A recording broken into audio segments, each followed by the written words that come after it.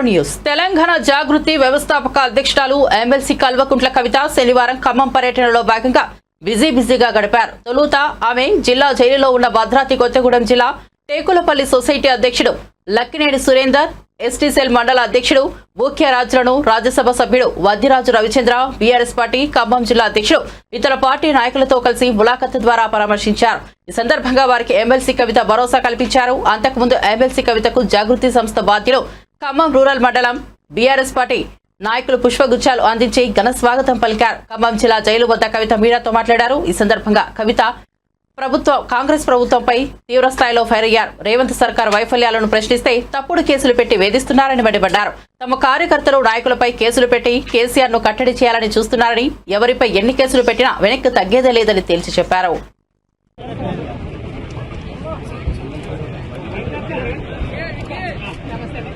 జై తెలంగాణ, కేసీఆర్ గారి నాయకత్వం, కవిత నాయకత్వం, జై తెలంగాణ, జై తెలంగాణ. మరి కాంగ్రెస్ ప్రభుత్వం అక్రమంగా కేసులు పెట్టి అరెస్ట్ చేసి దాదాపుగా 12 రోజులు అయిపోయింది.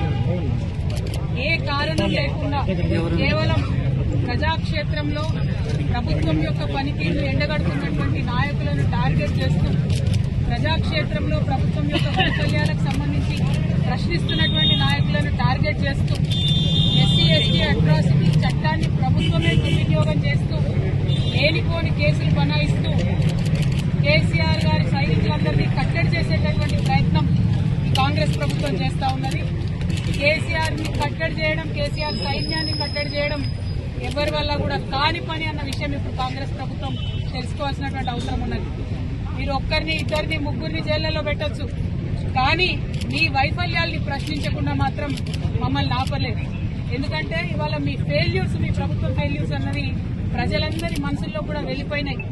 ఇవాళ రైతు బంధు రాని రైతులు కావచ్చు, రైతు భరోసా రాని రైతులు కావచ్చు, పొలాలు ఎండిపోయినటువంటి రైతులు కావచ్చు, రేషన్ కార్డులు రానటువంటి వాళ్ళు కావచ్చు, ఏమాత్రం మీరు చెప్పినటువంటి ఒక్క పథకం రాని మహిళలు కావచ్చు, విషాహారం దీన్ని చనిపోతున్నటువంటి విద్యార్థులు కావచ్చు, ఉద్యోగాలు రాని యూనివర్సిటీ పిల్లలు కావచ్చు, మీ యొక్క మాటలన్నీ కూడా ఉట్టి మాటలే, దొంగ మాటలే అని తెలిసిపోయింది. ఇవాళ 14 నెలల మీ ప్రభుత్వంలో ఈ రాష్ట్రానికి మీరు వెలగబెట్టింది ఏమీ లేదు అన్న విషయం ప్రజలకు స్పష్టమైపోయింది. ఇవాళ ఆ భయంతోనే మీరు ఎవరిని ప్రశ్నిస్తే వాళ్లను కేసులు పెట్టి జైళ్లలో పెడుతున్నటువంటి పరిస్థితి తెలంగాణ రాష్ట్రంలో కనబడతా ఉన్నది.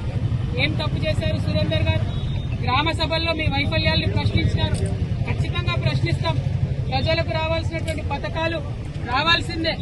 రాకుండా మీకు చేతగాక, ప్రభుత్వం నడపడం చేతగాక, ప్రజల దగ్గరికి పథకాలు ఇవ్వడం చేతగాక, మరి మీ వైఫల్యాన్ని మీరు దాచిపెట్టుకోవాలని, కప్పెట్టుకోవాలని ప్రయత్నిస్తున్నారు. అది సాధ్యపడదు. ప్రజాక్షేత్రంలో బీఆర్ఎస్ పార్టీ నాయకులు మిమ్మల్ని ఎండగడుతూనే ఉంటాం. మీరు ప్రజలకు ఇచ్చినటువంటి హామీలన్నీ కూడా ఇచ్చేంత వరకు మీ వెంట పడుతూనే ఉంటాం. మరి మా పార్టీ నాయకులకు, కార్యకర్తలకు మొత్తం ఇవాళ యావత్ జిల్లా పార్టీ అంతా కూడా, తాజా మాజీ శాసనసభ్యులు, జిల్లా పార్టీ అధ్యక్షులు, గౌరవనీయులు ఎంపీ గారు అందరం కూడా ఇవాళ ఇక్కడికి వచ్చి వారికి మద్దతుగా నిలబడ్డాం. ఇవాళ సురేందర్ అన్న విషయమే కాదు, రాష్ట్రంలో ఏ మూల, ఎక్కడ ఏ కార్యకర్తకు అన్యాయమైనా ఇట్లనే మొత్తం నాయకులందరం కూడా వెళ్లి అండగా నిలబడి వారిని కాపాడుకుంటామని చెప్పి టీఆర్ఎస్ పార్టీ నాయకులందరూ కూడా తెలియజేస్తా ఉన్నాం. మరి కేసులకు తలొగ్గేదే లేదు. ప్రజాక్షేత్రంలో ప్రభుత్వాన్ని ఎండగడుతూనే ఉండాలని కూడా కార్యకర్తలు చెప్తా ఉన్నాం. ఈ కాంగ్రెస్ పార్టీ యొక్క దాష్టికాలను గమనించవలసిందిగా తెలంగాణ బిడ్డలందరూ కూడా పిలుపునిస్తా ఉన్నాం. Thank you.